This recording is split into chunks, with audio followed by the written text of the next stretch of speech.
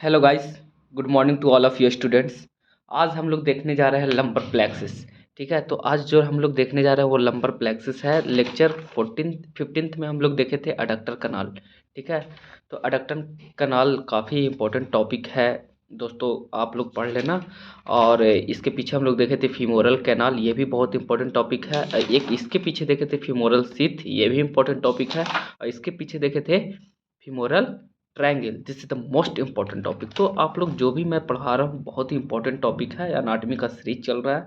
Lower limb हम लोग start कर चुके हैं, अपर लिम्ब खत्म हो चुका है। तो जो लोअर लिम्ब में हम लोग पढ़ने जा रहे हैं वो आज है लंबर प्लेक्सिस। इसका मतलब ये जो अपना लेक्चर 15 था तो ये लेक्चर 16 है। ठीक है, तो जो लेक्चर लेक्चर 16 है आज इसमें लंबर प्लेक्सिस क्या कहता है। लंबर प्लेक्सिस आखिर हम लंबर प्लेक्सिस क्यों पढ़ रहे हैं? क्योंकि हमको क्या पढ़ना है, फीमोरल नर्व पढ़ना है। ठीक है, और फीमोरल नर्व तो हम पढ़ा चुके हैं पिछले भी लेक्चर में, जब स्टार्टिंग किए थे लोअर लिम्ब का तब हम पढ़ा चुके हैं फीमोरल नर्व किसको किसको सप्लाई करता है। ठीक है, सब कुछ बता चुके हैं, फीमोरल नर्व किसको सप्लाई करता है, ऑब्टूरेटर नर्व किसको सब। बस लंबर प्लेक्सिस अगर एग्जाम में आ जाए तो ये आपको ड्रा करना होगा डायग्राम। ठीक है, इसलिए मैं आपको बता रहा हूँ। तो देखो, लंबर प्लेक्सस का जो रूट वैल्यू होता है, जो कहाँ से ऑरिजिनेट होता है, तो L1 L2 L3 L4 L5। ठीक है, तो ये दो फाइव ये रीजन है, 5 रीजन है, जिससे कोई भी अगर आपसे क्वेश्चन पूछता है कि लंबर प्लेक्सस कहाँ से ऑरिजिनेट होता है तो L1 L2 L3 L4 L5 vertebra से। ठीक है, अब देखो लंबर प्लेक्सस क्या होता है। The front of thigh is supplied by the following cutaneous nerve derive directly और indirectly from the lumbar plexus. ठीक है, क्या बोला कि the front of thigh supplied, मतलब जो अपना फ्रंट ऑफ थाई जो है ना वो किससे सप्लाई होता है, डायरेक्टली और indirectly by the lumbar plexus. ये दो चीज़ आपको दिख रहा है, जो एक ब्लैक डॉटेड है वो एंटीरियर डिवीजन है, और ये जो ये रेड वाला दिख रहा है वो पोस्टीरियर डिवीजन। मैं आपको एक जानकारी के लिए बता दूं कि हम लोग स्पाइनल कोड पढ़े थे, तो स्पाइनल कोड में हम लोग देखो स्पाइनल कोड में क्या पढ़े थे कि ये मान के चलो ये स्पाइनल कोड है। ठीक है, स्पाइनल कोड का जो ये ऐसे ऑरिजिनेट होता है और स्पाइनल कोड रहता है, तो ये हम लोग एक अंटेरियर एक पोस्टेरियर पढ़े थे डिवीजन।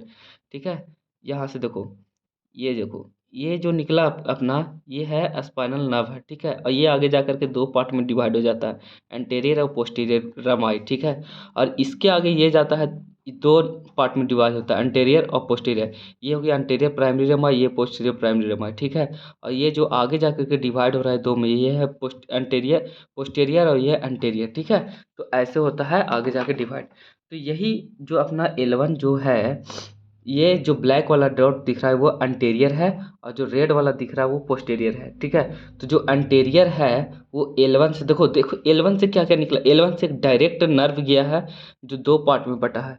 एक है इलियो हाइपोगैस्ट्रिक नर्व, ठीक है, और एक है इलियो इंग्वालन नर्व। दोनों का रूट वैल्यू क्या है, L1 L1। अब L2 से देखो, L2 से क्या हुआ, L1 भी आया और L2 भी गया, दोनों मिलके एक नर्व, ये देखो जेनाइटो फीमोरल नर्व का ये फॉर्मेशन कर रहे हैं। ठीक है, इसका root value L1 and L2 है, एकदम ध्यान से समझना। अब देखो जो L2 है, L3 है और L4 है। ठीक है, ये तीनों से देखो, एक L2 से आया है, एक L3 से गया है और एक L4 से गया है। ये तीनों अभी रेड पे हम फोकस नहीं कर रहे हैं, अभी ब्लैक वाले डॉट पे मतलब अंटीरियर पे हम फोकस कर रहे हैं। तो ये तीनों से निकल के क्या आया है, ऑब्टूरेटर नर्व। अगर आपसे कोई पूछता है कि root value of obturator nerve, तो देखो यहाँ लिखा हुआ है anterior division of anterior primary rami of spinal nerve, anterior division of anterior primary rami. ठीक है, एंटेरियर डिवीजन था, देखो हम लोग पढ़े थे ना anterior primary Ramai, anterior division of anterior primary rami. ठीक है, तो वो यहीं से निकला है, anterior division of anterior primary Ramai. अब इस देखो L2 L3 L4 obturator nerve का ऑरिजिनेट हुआ है, L3 इसका रूट वैल्यू ये है, यहाँ रूट वैल्यू ये भी लिखा हुआ है, अगर कोई पूछेगा तो ये बताना। ठीक है, अब देखो root value of genitofemoral nerve यहाँ लिखा हुआ है, anterior division of anterior primary rami of spinal nerve. ठीक है, अब ये तो हो गया ऑब्टूरेटर नर्व अपना। अब एगो लंबोसैक्रल ट्रैंक होता है जो L4 और L5 से ऑरिजिनेट होता है और ये बनाता है। ठीक है, हम लोग की इम्पोर्टेंट क्या है दोस्तों, तो सबसे इम्पोर्टेंट अगर देखा जाए तो ऑब्टूरेटर नर्व है। ठीक है, और एक है फीमोरल नर्व। बस हम लोग ये दोनों नर्व को पकड़ने के लिए हमको क्या करना है, हमको लंबोसैक्रल पढ़ना पड़ रहा है, लंबर प्लेक्सस पढ़ना पड़ रहा है। ठीक है, तो देखो अब फीमोरल नर्व जो है, देखो ध्यान से समझना दोस्तों, इसमें यहाँ पे हौच पौच होने वाला है। ठीक है, तो जो डॉट डॉट दिख रहा है ना, यहाँ से एक डॉट निकला, यहाँ से एक डॉट, मतलब L2 से निकला है, L3 से निकला है, L4 से निकला है। ये तीनों निकल के जा करके एक फीमोरल नर्व बना रहे हैं, L2 L3 एंड L4। और फिर ये देखो L2 और L3 में से जो निकल के जा रहा है ना, वो बना रहा है lateral cutaneous nerve of thigh. तो मतलब कि कहने का मतलब जो फीमोरल नर्व का रूट वैल्यू है L2 L3 L4। तो अब देखो यार, 2 मिनट में ये चीज़ आपको समझ में आ गई। तो अब आपसे कोई पूछता है कि root value of femoral nerve, तो posterior division of anterior primary rami, ठीक है, जो एंटीरियर प्राइमरी रमाई था ना, उसका पोस्टीरियर डिवीजन है of spinal nerve L2 L3 L4, ठीक है।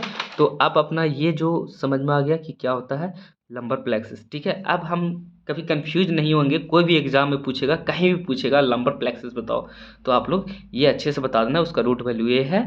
ऑब्टूरेटर नर्व कैसे बनता है, फीमोरल नर्व, यही दो चीज़ इंपॉर्टेंट है दोस्तों, ठीक है। तो आप अच्छे से पढ़ना। Thank you for watching my video, अंतिम तक देखने के लिए बहुत बहुत शुक्रिया, ठीक है।